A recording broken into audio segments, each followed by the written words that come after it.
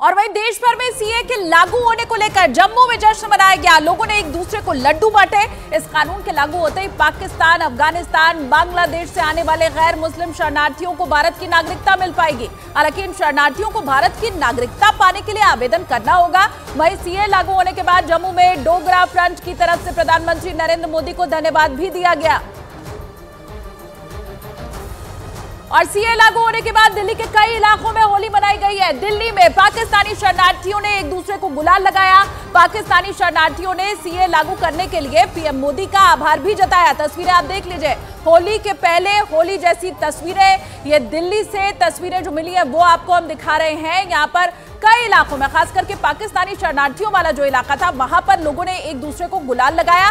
ये सभी लोग अब खुश हैं, आशान्वित है कि बहुत जल्द इन्हें भारत की नागरिकता मिल जाएगी। पाकिस्तानी शरणार्थी कैसे सीए लागू करने के बाद खुश है, प्रधानमंत्री को धन्यवाद भी दिया उन्होंने। और वहीं दिल्ली बीजेपी अध्यक्ष वीरेंद्र सचदेवा ने पाकिस्तान और अफगानिस्तान से आए हिंदू और सिख शरणार्थियों को गुलाल लगाकर सीए लागू होने का जश्न मनाया है। इस मौके पर वीरेंद्र सचदेवा ने कहा कि ये लोग पाकिस्तान और अफगानिस्तान में रह रहे थे, इनका कसूर बस इतना था कि वो वहां पर अल्पसंख्यक थे, उन पर अत्याचार किया जा रहा था।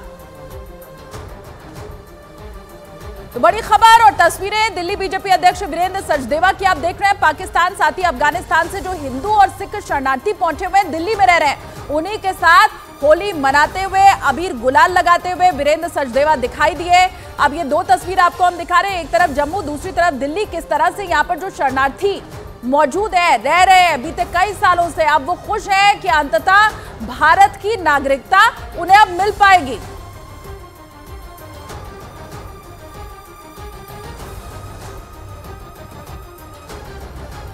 और वहीं सीए लागू होने के बाद विपक्ष हमलावर है। विपक्ष पर हमला बोलते हुए केंद्रीय मंत्री अनुराग ठाकुर ने कहा कि विपक्ष नहीं चाहता कि दूसरे देशों में सताए गए गैर मुस्लिमों को नागरिकता मिल सके।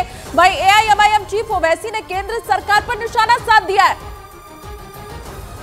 ये को लेकर मुझे केवल इतना कहना है, कानून पहले बन चुका था, नियम हम लेकर आए हैं और बहुत स्पष्टता के साथ कहा है कि जो देश के साथ लगते अन्य देश हैं, पाकिस्तान, अफगानिस्तान, बांग्लादेश वगैरह, वहाँ पर जो माइनॉरिटीज़ अल्पसंख्यक हैं, हिंदू हैं, सिख हैं, ईसाई हैं, बौद्ध हैं, पारसी हैं, उनके साथ जो उत्पीड़न किया जाता है, प्रताड़ना उनकी होती है, किसी के साथ बलात्कार होता है, किसी को जबरन धर्म परिवर्तन या फिर उसको ब्याह करने के लिए मजबूर किया जाता है, दबाने का काम किया जाता है, उन हालात में जो नहीं रहना चाहता वो किस देश का रुख करे। वो भारत ने बड़ा हृदय करके उनके लिए नागरिकता का प्रावधान किया है।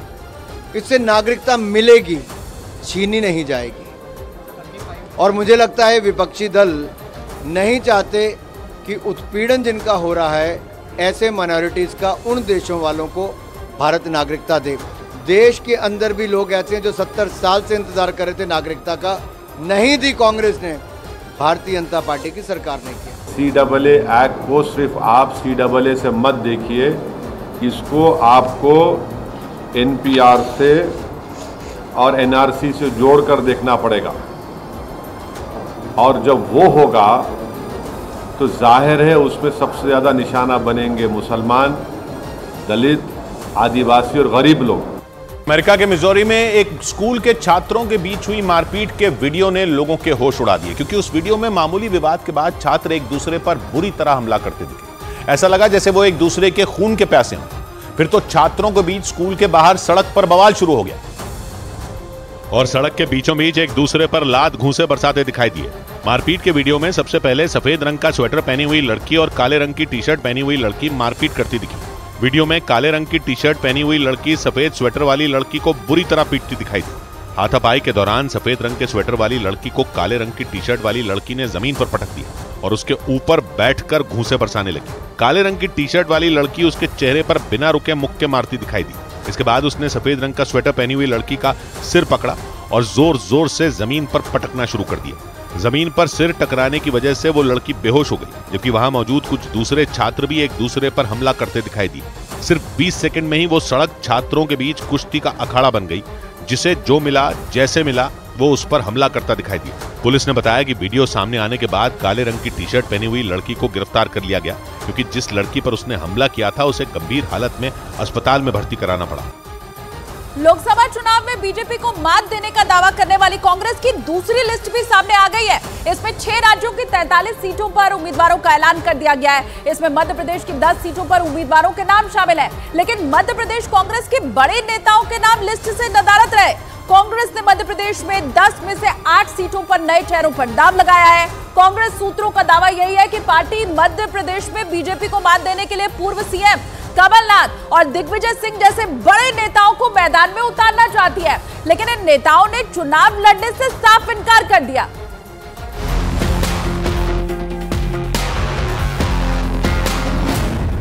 एमपी में कांग्रेस के 10 प्रत्याशियों में 8 नए चेहरे। कांग्रेस के बड़े नेताओं ने चुनाव से बनाई दूरी। कमलनाथ और दिग्विजय सिंह नहीं लड़ना चाहते चुनाव। कोई प्लान नहीं है, मैं छिंदवाड़ा किसी हालत में नहीं छोड़ूंगा। ये बयान है मध्य प्रदेश के पूर्व मुख्यमंत्री और कांग्रेस के बड़े नेता कमलनाथ का, जो जबलपुर से चुनाव लड़ेंगे के सवाल पर कह रहे हैं कि वो छिंदवाड़ा को किसी हाल में भी नहीं छोड़ेंगे। लेकिन कांग्रेस उम्मीदवारों की दूसरी सूची में छिंदवाड़ा से नकुलनाथ को मैदान में उतारा गया है, जो कमलनाथ के बेटे हैं और दूसरी बार यहाँ से चुनाव लड़ने जा रहे हैं। सियासी गलियारों में पिछले कई दिनों से ऐसी चर्चा है कि कमलनाथ को जबलपुर से मैदान में उतारा जा सकता है, लेकिन उनके इस बयान से तो ऐसा लग रहा है कि उनका चुनाव लड़ने का कोई इरादा ही नहीं है।